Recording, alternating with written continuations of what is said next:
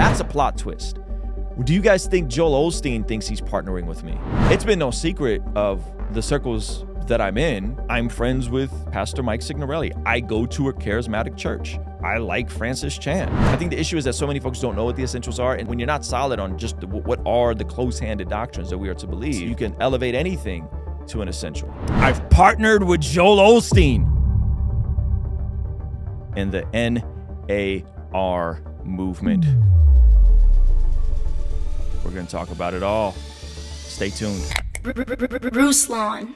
Despite how critical I've been of Joel Osteen, of celebrity pastors in general, how critical I've been of guys like Bill Johnson, I decided to partner with them.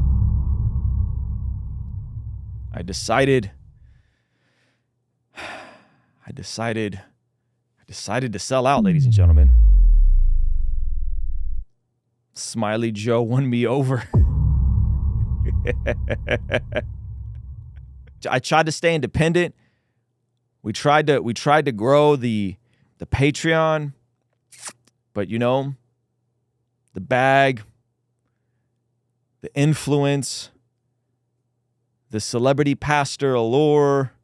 Okay, no, in all seriousness, there's a video that came out about me today, which I found hilarious. NAR is the New Apostolic Reformation. This is the second time I've been accused of being affiliated with these folks. I don't know who they are, but, you know, Dr. Michael Brown's been accused of being affiliated with them. I'm a big fan of Dr. Michael Brown, and so I think I'm in good company if these folks are coming after me now. So there's a video that came out, and it's literally called Ruslan and Joel Osteen Team Up with the New Apostolic Reformation.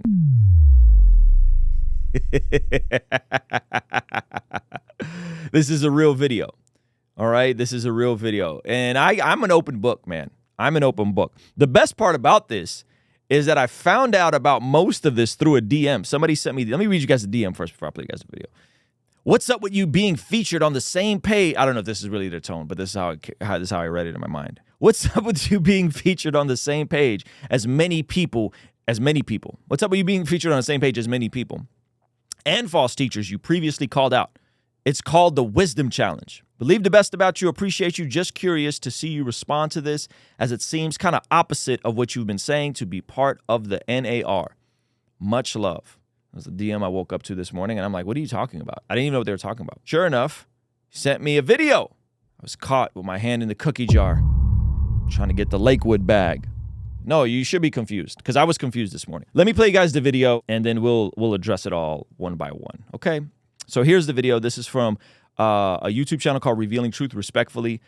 Never heard of this gentleman in my life. He has a relatively big-sized channel.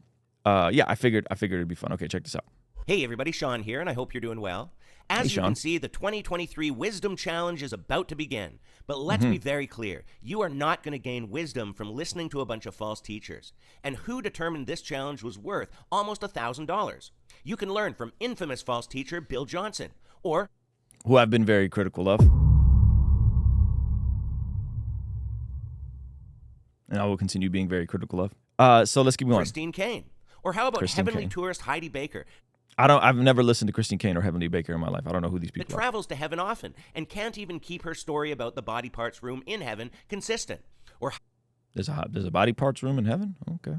Didn't know that. How about Brian Simmons, who single-handedly wrote the Passion mistranslation of the Bible because Jesus visited him and told him to do that? I got one video specifically with me and Pastor Mike Signorelli saying that the Passion translation is trash.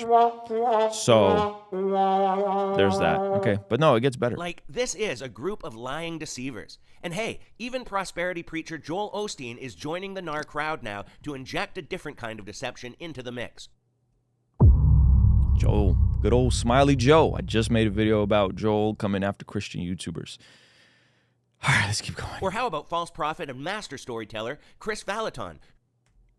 We talked about Chris Valaton with the false Trump prophecies and his prediction of Trump becoming president. We talked about him on the channel. Personal visits from Jesus while in the bathroom.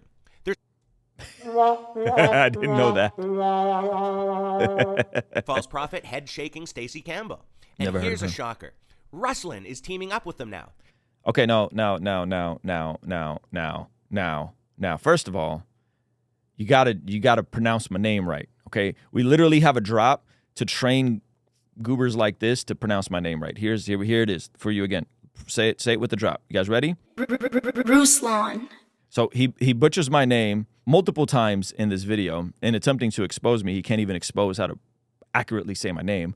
But let's keep going. He's flown under the radar for a long time and influenced. He's flown under the radar. Brother, I have 250,000 subscribers. I guess that's flying under the radar, but okay. This is 250,000 people. This guy is a full-on hypocrite because he's called out Joel Osteen on several occasions in the past. I have. Yup. Keep going. And now he's actually teaming up with him. And let's get 100 here for a sec. Let's get 100 here for a sec. Ruslan is a longtime buddy with... Would you please pronounce my name correctly? Okay? Please pronounce my name correctly. Ruslan. Alan Parr as well. Yet Alan Parr made a video saying not to follow discernment ministries. What about Ruslan, Alan? And now that you're... What about Ruslan, Alan? He's teaming up with these false teachers. Hold on. So is he calling me... Is he saying I'm flying under the radar as a discernment ministry? Or, like, I'm confused by this point. Parr as several occasions in the past. Yeah, I've made well over 1,500 videos. I made maybe 3 or 4 about Joel Osteen. At the most, maybe 3. So is he saying I'm a discernment ministry now? And that Alan is a hypocrite for partnering with him? For me, I'm so confused. Okay? So there's, I think, 3 Joel Osteen videos, maybe 4 verdict videos, 5 verdict videos. So I'm just trying to wrap my brain around this problem. And now he's actually teaming up with him. And let's get one. I'm teaming up with Joel Osteen, ladies and gentlemen. We made it! All right. Here for a sec. Ruslan is a longtime buddy with Alan Parr as well. Yet Alan Parr made a video saying not to follow discernment ministries. What about Ruslan, Alan? Ministry? And now that your buddy is teaming up with these false teachers, how is that going to affect your relationship? This program is endorsed by 3 false prophets as well: Chris Valaton, Sean Boltz, and Lana Vosser. And the person running this is multimillionaire Pedro Adeo.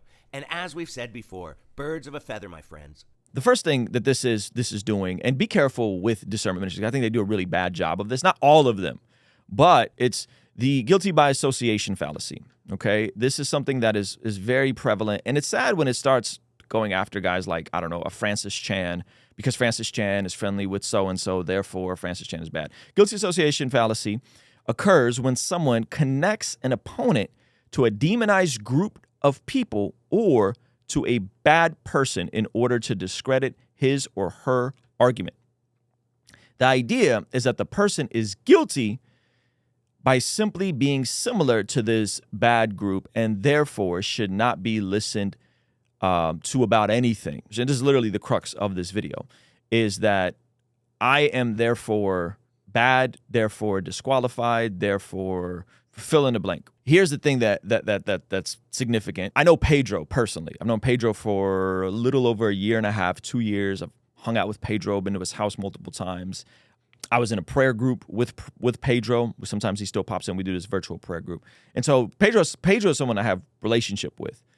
Pedro is a great guy. Pedro loves Jesus. Now, does Pedro have some prosperity leanings? Sure, as most Christians who are multimillionaires tend to, in hindsight, look at the prosperity in their life and be like, oh, God did that. Now, I've never heard of any of these people. I didn't know what the lineup was. I didn't know anything about this thing. Pedro asked me to be a part of it. I said yes. Pedro's my friend. If I'm friends with Pedro, Pedro asks me to participate in this virtual online challenge, which, by the way, is free.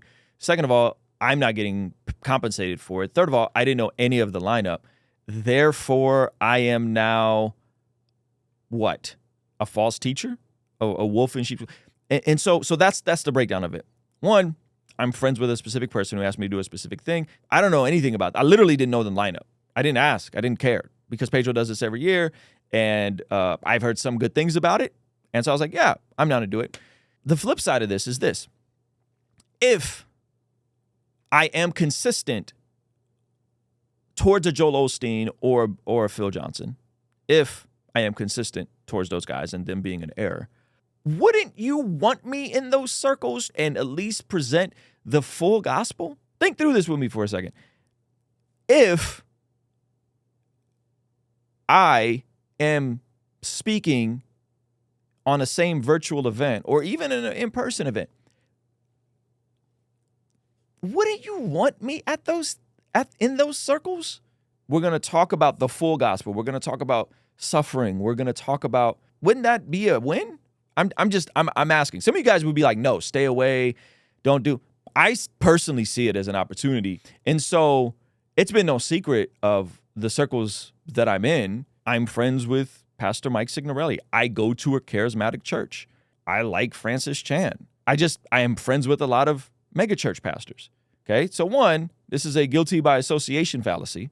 I don't even know these guys, right? But because I'm on the same virtual event as these guys, which I didn't know about, I'm like, wow, I didn't think he'd be able to pull off having Joel Osteen at this virtual event. That's pretty impressive. Now, that doesn't mean that if I do something with them, that then therefore everything I do and have done and done up to this point is discarded. But if that's how you feel, cool, man. Good riddance. Like, bounce. I enjoy having a nice cleansing. Do you think it would be wise to see who is associated with it? No, I don't think it would necessarily be wise for me to, hey, Pedro, who's an amazing human that I have a relationship with, I need a full list of everyone you're going to have on it, and then I have to go do the recognizance work of everything every person has ever said about this thing. That's the expectation. I don't even keep up with all these guys. I don't even know 90% of these names. I got to ask for a list of 30 people. I have to go and research every single person. I then have to go and research everything they've ever said. That's the standard. Do you think that's realistic? You think that's practical? You think anyone has ever done that in the history of ever doing any sort of event? I'm asking a question here. This guy who we know is solid on the gospel is going to go and preach the gospel. And even if I knew Joel Osteen would be there, I would still pull up. How about that? I'd still pull up just to bring some balance to the conversation. And see, this is why a lot of these discernment guys never get invited to anything, because they're so busy spending all their time consuming all these people who I've never heard of in my life and psychoanalyzing everything anyone has ever said and excusing and dismissing everyone except them and their little circle of who has proper theology. It sounds very elitist to me. It sounds like there's only a very, very, very specific remnant of people that are correct, and it's usually the people that are in their local church, and that's the only way. This is the tricky part about guilty by association fallacy. This is the tricky part about having relationships with people you disagree with. Because some of you guys think you have to agree with everything someone believes. No. Is Pedro solid on the gospel? Yes or no? Yes, he is solid on the gospel. Cool. There are specific people that we're like, yeah, no, that's right? Or like people of other faiths, people of other traditions, right? People of like actual false teachers, right? Unity in essentials, liberty in the non-essentials, and in all things clarity, and in all things charity. Yeah, absolutely. Like I think Mike Winger, in my opinion, I've always said this should be the archetype for all discernment ministries because of the way he handles these things, because he doesn't do a 3-minute video like this as like a expose, gotcha. When Mike Winger does stuff like this, he tends to be very charitable, and specifically with questionable people, like a Bill Johnson or like a Joel Osteen, he extends a lot of charity. And this goes back to the macro conversation of like, what are the essentials of the Christian faith? A lot of you guys don't know. A lot of these discernment channels don't know, because the essentials of the Christian faith aren't what you and your little camp think they are. The essentials are 1 Corinthians chapter 15. The essentials are, I would say, the Nicene Creed, right? If you guys aren't familiar with the Nicene Creed, it's one of the earliest creeds. So if we know what the essentials are, then we can have unity on the essentials, and then we could disagree on other things. We could disagree on tongues. We could disagree on all these healing. We could disagree on these things if there's unity in the essentials. I think the issue is that so many folks don't know what the essentials are, and so when you're not solid on just what are the close-handed doctrines that we are to believe, anything is, you can elevate anything to an essential, right? And so this is the summary of the Nicene Creed. Okay, There's one God who exists in three persons. God the Father is the creator of all things. Jesus, as the Son of God, suffered and died as a fully human being to save others from sin. Jesus rose from the dead and is seated in heaven as the Son of God. I think that if somebody believes that, I'm in. Those are the essentials, in my opinion. 1 Corinthians chapter 15 and the earliest creed, the Nicene Creed. That's the W. And so if you don't know what the essentials are of, like, what are the parameters of what being a Christian is, and if you color outside of these parameters, Jesus didn't bodily rise, the divinity of Jesus is false, right? When you color outside of those lines, then we have to mark you and go, that person's off. But when you're getting into secondary and third level issues with people, and again, I don't know what all these people believe, to be fair. But if my buddy calls me up, who I have rapport with, and says, hey, can you come do my online virtual event? Of course I'm going to do it. Of course I'm going to do it. And even if me and my buddy disagree on some things, of course I'm going to do it. Because I have a lot of people in my life who I disagree with that I still consider followers of Jesus. And if you don't like that, I think that's a you problem. I don't know anyone who all their friends agree with everything they believe. And at the very least, like, if you're going to make a video calling me out, at least pronounce my name right. At the very least, extend me that dignity. Extend me that dignity. And now, by the way, I'm not backing out from doing this event. I'm not backing down from doing this event. I'm going to do the event. Yo, Bruce, you pulling up to a Young Earth conference with guest speaker Ken Ham? Yes, I would pull up to a Young Earth conference. Absolutely. I would absolutely pull up to a Young Earth conference. They think they think humans and dinosaurs lived at the same time on Earth. Yes, I would still pull up and preach at their event. I wonder if Joel Osteen would drop out of this if he knew I made a video of it. So that's a plot twist. Do you guys think Joel Osteen thinks he's partnering with me?